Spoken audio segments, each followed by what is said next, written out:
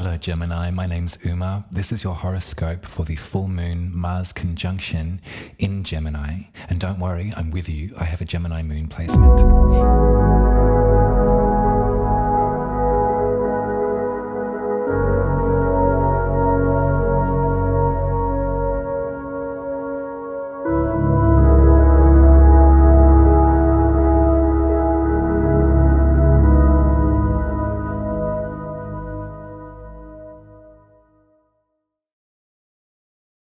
Welcome back, Gemini. Let's talk about this. Let's get through it together. Let's be constructive and let's meditate and let's find the alternative to self-implosion. I'm being dramatic, but let's go through it step by step. This full moon in your sign, in your first house, if you're a Gemini rising, which is the house of the soul, this is happening in a direct conjunction with Mars. Now, Mars has been in your sign since the 20th of August of this year. They stationed retrograde on the 31st of October, which means that from our perspective, it looks as though they're moving backwards through the sign. And they're moving backwards to a point where they're going to meet the moon at exactly 16 degrees in Gemini. So I want to unpack a little bit of some of those feelings that might be stirring up inside of you as Mars has been traversing through your first house, your house of the self. Mars is not especially constructive in Gemini. I want you to think about all of the wonderful traits that make up your persona, that make up your essence, that conversationalist, that hunger for knowledge, that hunger for language, that conversation that happens with a Gemini. All beautiful, incredibly wonderful, helpful traits that you have. Gemini is an air sign, so we do think about, in tarot, we think about swords. We think about air is the intellect. Mars is a fiery planet. Mars is a domineering, perhaps in some ways aggressive, passionate, fast-paced energy that will take normally 2 years to go around the zodiac. But in this particular instance, at this specific point in time, it's quite unusual that Mars would spend so long, 7 months in Gemini, and with it bringing aggression, bringing agitation, bringing an emotion of being bored to wait might be a way to describe it. It might also be quite literally anger, violence. There's nothing to be ashamed about in the way of thinking about rage as an emotion. It's actually valid, particularly now, particularly at a time in our lives when we can witness the division that is occurring in the popular mentality, in the popular idea of society. Opinions are polarized right now, and in a political way, the rhetoric of either side is growing in such strident, aggressive language that we can feel the tremors and the worry about what this kind of anger towards the other might induce. We remember that Gemini is the symbol of the twins. There's two. There's a conversation between these two.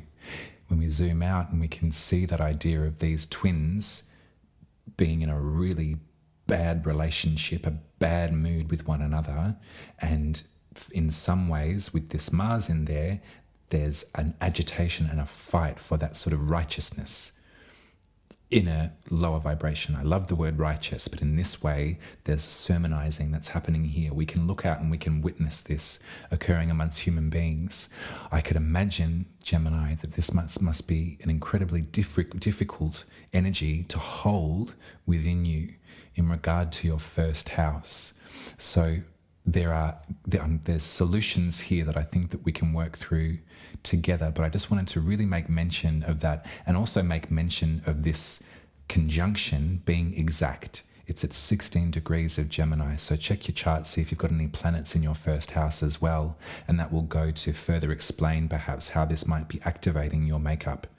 But let's consider for a time in tarot, the second decan, the second wedge of Gemini, where 16 degrees is, and also Mars in Gemini, as represented by the tarot, is the Nine of Swords.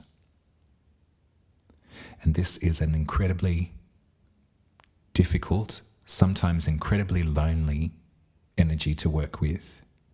When the Nine of Swords comes up, we instantly are reminded that the swords are thoughts, and that this individual is racked with too many repetitious thoughts, too many worries of the future, too much lamentation on the past.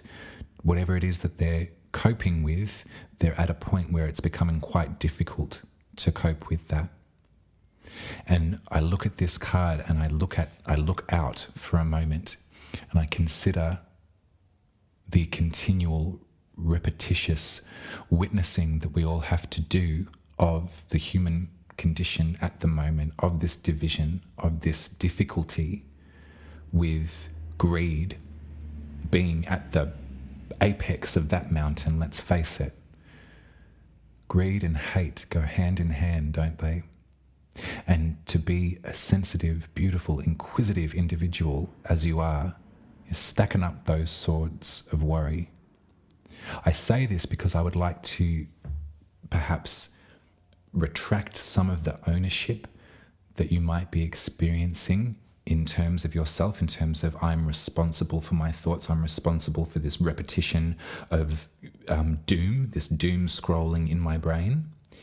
And it's in some way, I am defective because I can't stop, I can't get it out of my head. I would like to gently provide a counter opinion to that idea. We must remember what we've been through this last bit of time, what with the pandemic and the world at war and the planet in danger. All of this stuff, all of this peripheral stuff cannot help but have an effect on our internal systems, especially, I would say, for a Gemini who is so activated and who does take in information and who does try and process fact and theory. You know, and air signs sometimes can have a reputation for being a bit dissociative or a bit sort of separate, or there's, particularly with Gemini, there's a hot and a cold switch.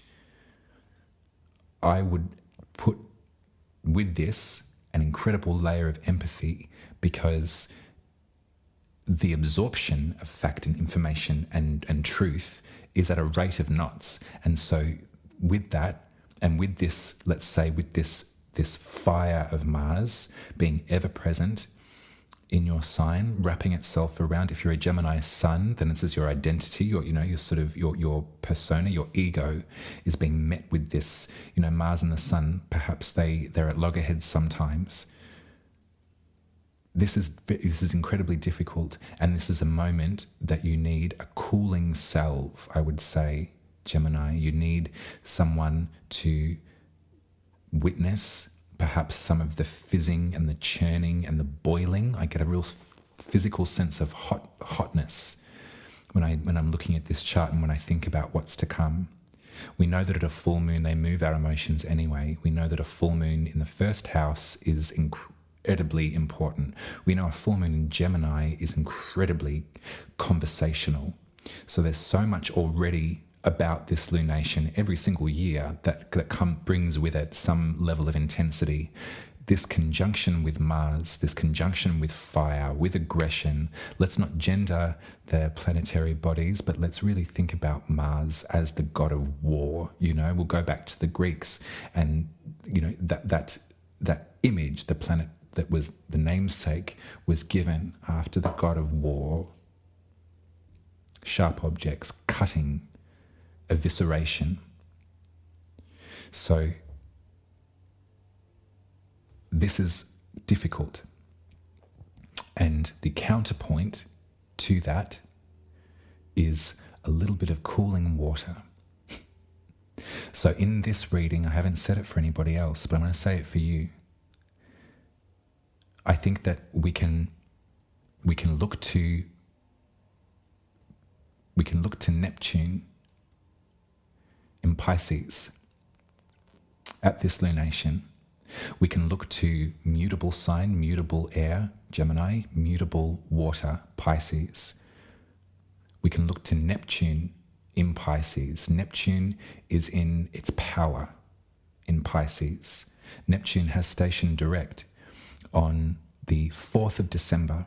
So probably actually after I recorded this, a few days before the lunation, 3 days, 4 days. Neptune, a planet when it stations direct, brings with it an emphasis, brings with it some power. And so what I see here, we remember that Neptune is our dreams, Neptune is our fantasy, our magic, our majesty. Neptune rules Pisces, Neptune is in their dominion. And so as they take a step forward, as they station direct and move forward, they will be forming a square with the moon and with Mars. Remember that square is pressure, opposing forces, a 90-degree angle, which is why we call it a square. In this way, who's pulls rank? Who is pulling rank here?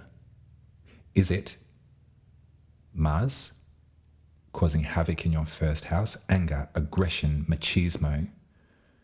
Or is it the gentle power of Neptune in Pisces? Remember that Pisces rules your 10th house, which is your legacy, your intuitive, kind, empathetic, gentle, most public self. I would see this at the top of your chart. I see Neptune saying, hold up. Hold up. When we look to Neptune, we remember what we need and what we want to believe to be true. Now, I don't for a second want you to kid yourself or put your head in the sand. Or as soon as I said that, I was like, hold up, hold up, hold up. Let's base this in reality. But also the reality, as far as I can see it, has a little bit to do with magic, doesn't it? So as far as this fear or dread or worry of things getting worse, this polarity, this understanding that the world is at odds and how big does the snake need to get before it eats itself completely, think about our power as individuals and think about Neptune. Hold that beautiful. How can we physicalize Neptune? What do they look like? I can see, I feel like Lana Del Rey holding there. Yeah. Right on the back of Neptune as they move forward and say, I'm minute and bitter to Mars. As they say, you hold up with that fire, with that aggression. You leave my Geminis alone for this moment because my Geminis are safe. My Geminis have access to their imaginations. My Geminis can make things happen by dreaming about them.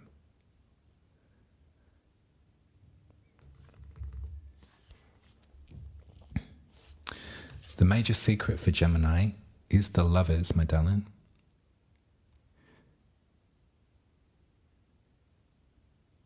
And we look at that card and we definitely recognize duality, don't we?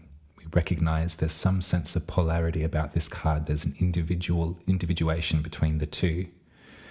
Gemini, and the beautiful essence, the beautiful emblem of duality, in some ways has a choice to reconcile, to come together, to come to understand the importance and the beauty of this side of the equation, come to recognize and witness and enjoy the beauty of that side of the equation, and then stand together and meld the two together and make room and welcome for each side of this polarity, and to give both of them an equal level of importance in this regard in a relationship. But if we think about Gemini as existing right here, this is where the lovers is for you, Gemini. It's right here at your beautiful brain, at your beautiful mind, at your beautiful conversation, your inquisition, this difficulty with duality that the world seems to be going through right now. I can see you having the clues, having the answer to how to resolve some of that. That's your reading, my loves. Remember Neptune. So Neptune looks like this. It's a U, down, and then across. So it looks like a trident. So if you were doing candle magic, you carve that into your candle as you light it on this full moon. Neptune will protect you. I love you dearly, Gemini. Thank you for being here with me and supporting my work.